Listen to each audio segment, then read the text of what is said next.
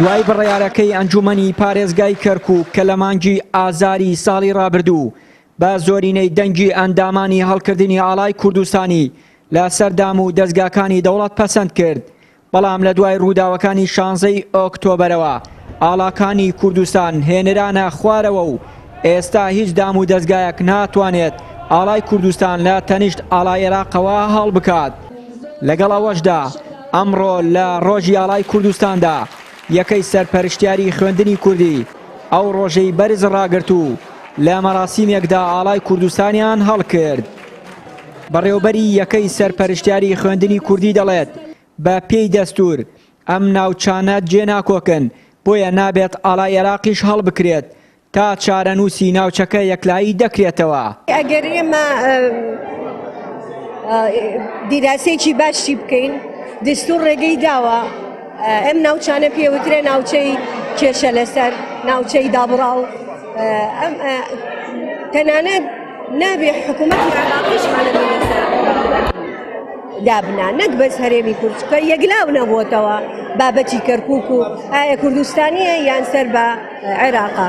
بۆیە من کەم تەرخەمی لە خۆمانە لە حکومڕانی پێشوو نەیانتوانی ئەو مادە دستوریانەی کە لە مەسلحەتی کوردایە من ئەو دستورەم زۆر بەباشی خوێندوتەوە 145 مادەی تایە نزیکەی 30 مادەی قانجازی کووردە بەڵام بەداخەوە ئیداری کوردی نەیتوانی لە ڕابردووە بتوانێت مافەکانی کورد هەر لە ڕێگەی دستورەوە جێبەجێ بکە.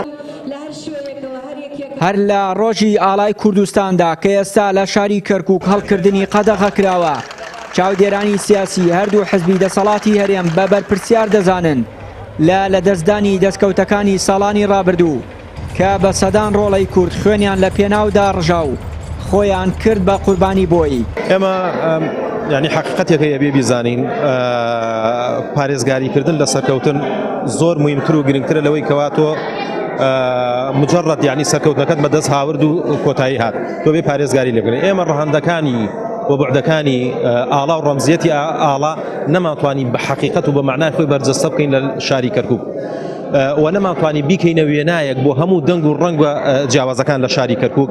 ئەمە سیاسەتێکی سەقەتی و بە ڕاشکاوە بی بڵێم ئەو دوو حزبە دەسەڵاتێکەوە لە شاری کەرکووک. بەداخەوە ئێمە خوێندنی کوردی تەنها لە شاری کەرکووک ماین بەڵام چی باخیەکان بەێمەیە تا ئێستا من لە تەموچەکە وەرەگرین تا ئێستا شایستەدارەکانمان وەکو حکوومەتی هەرێمیش وەکو شاری کرد هەولێر و سلێمانیش پێ نادرێن تا ئێستا وانەبێژی 2016 و 17 بێمە نادرێن تا ئێستا و فەرق جیاوازی موچەی کامانە فەرمانبەرەکان مامۆسەکانمان تا ئێستا بۆ ئێمە خەرج نەکراوە. بەداخەوە تەنها دوورشمەکەم ئاڵای کوردستان بەکاردێنن ئاڵا پیرۆزە ئاڵا شەرەف و ناموسمانە بەڵام بەکارهێنانی ئاڵا بۆ مەبەستێکی تر بوو بۆ چاواشەکردنی خەڵکی کەرکووک بوو ئەوەی مژباجەکەماندان زۆرش بەداخەوە. لە ماوەی 14 ساڵی ڕابردووی حکومڕانی دەسەڵاتی کورد و 4 ساڵی شەڕی داعش لە کەرکووک ئاڵای کوردستان لە سنووری حەمرین هەڵکرا بەڵام بەهۆی سیاسەتی هەڵەی ئەو دوو حزبە و نەپاراستنی دەستکەوتەکانی خەباتی چەند ساڵەی ملەتی کورد و قوربانیدانی پێشمەرگە لەو پێناوەدا ئێستا ئاڵای کوردستان نەک هەڵ ناکرێت